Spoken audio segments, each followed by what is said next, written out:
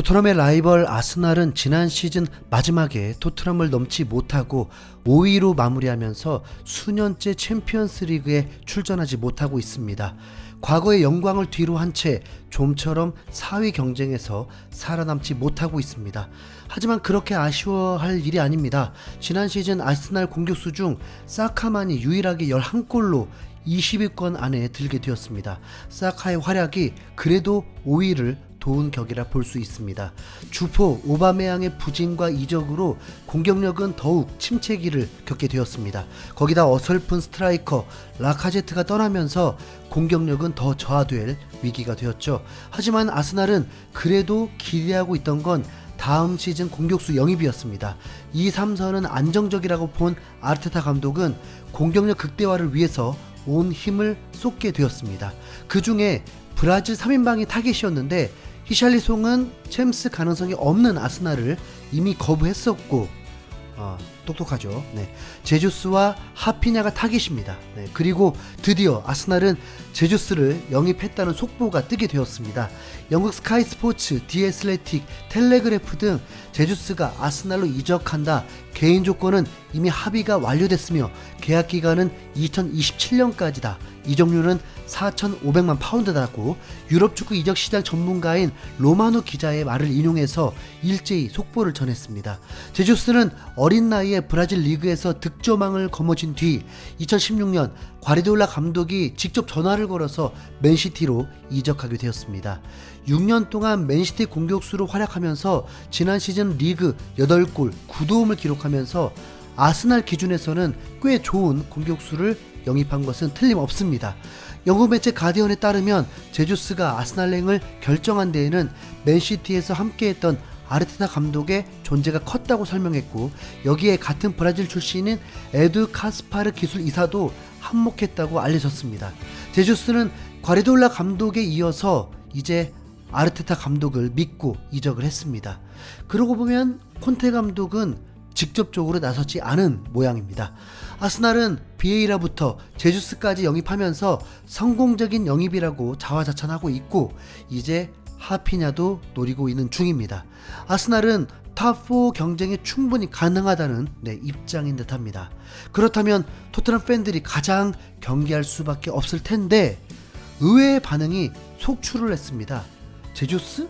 아스날은 혼란 영입을 한 줄 아나봐. 라카제트와 제주스의 차이점이 궁금해. 그래, 10골은 넣어라. 그래서 비교 대상이 누구야? 호날두? 홀란, 누네스, 케인, 제주스. 무게감이 너무 떨어지는데? 유로파리그 가려고 노력을 많이 하는구나. 케인, 손, 클레프스키와 레벨이 너무 떨어지잖아. 너희들은 3대0으로 졌다는 걸 잊지마. 아스날에 대한 경계가 전혀 없어 보이죠. 그런데 제주스가 아스날 이적이 거의 확정이 되자 스카이 스포츠에서 우려하는 한 가지 통계가 전해진 것이 화제가 되었습니다. 제주스는 오프더블 움직임과 다재다능함부터 압박에 이르기까지 여러 면에서 탁월하지만 득점 기회를 살리는 과정에서 항상 신뢰할 수 있는 선수는 아니다. 그의 득점 기록이 결코 나쁘지는 않지만 기본 데이터를 보면 골대 앞에서 심각한 약점이 있다면서 한 데이터를 소개했습니다. 데이터에서는 공격수 기준으로 제주스는 기대보다 훨씬 못 미친 실제 득점을 보이면서 약 12골에서 13골을 놓쳤다는 의미입니다. 골 결정력이 매우 안 좋다는 걸 의미하는 건데, 그러니까 토트넘 팬들이 경계를 안 하는 거겠죠. 오히려 토트넘 팬들은 이 그래프에 손흥민 기록 때문에 자부심이 더 커졌습니다. 이 통계에 손흥민이 당당히 기대 득점에서 25.86이라는 경이적인 수치를 기록했습니다. 그러니까 적은 득점 기회 속에서도 골을 많이 넣었고 어려운 상황에서도 득점을 많이 했다는, 즉 골 결정력이 매우 탁월하다는 객관적인 분석입니다. 실제로 손흥민은 80번의 슈팅으로 23골을 넣었고 살라는 139번의 슈팅으로 23골을 넣었습니다. 케인도 133번을 슈팅했고 호날두도 110번의 슈팅을 했는데, 만약 손흥민이 130번을 슈팅했다면 30골은 수월하게 넘을 수 있다는 수치입니다. 손흥민은 지난해에도 64번의 슈팅으로 17골을 넣으면서 득점 4위를 했습니다. 리버풀은 공격수 3명 마네, 살라, 조타가 평균 100번 이상의 슈팅을 한 것만 봐도 54골을 넣었기 때문에 강팀의 공격수들처럼 손흥민이 100번만 슈팅을 한다면 최소 25골에서 30골이 가능하다는 게 증명이 됩니다. 손흥민이 100번의 슈팅을 하려면 그만큼 동료들의 지원이 필수입니다. 케인이 스트라이커로 많은 슈팅을 해도 다른 동료들만 레벨이 높다면 100번의 슈팅은 그렇게 어려운 건 아닙니다. 경기당 3번의 슈팅만 해도 아니 손흥민이 경기당 평균 2번밖에 슈팅이 없다는 거네요. 2017 시즌부터 2020 시즌까지 손흥민은 그때도 80번 가까운 슈팅을 하긴 했습니다. 하지만 그때는 평균 득점이 13골이었습니다. 확실히 지금이 전성기라는 게 맞죠. 무리뉴 감독 때부터 손흥민은 완벽한 주전이면서 동료들에게도 믿음을 주는 선수가 되면서 지금의 월드 클래스로 인정받게 되었습니다. 2시즌 40골 넣은 윙어가 월드 클래스가 아닐 수는 없죠. 앞으로 2년 정도 팀 내 위상이 확실한 상황에서 그의 결정력은 여전히 최고가 될 것입니다.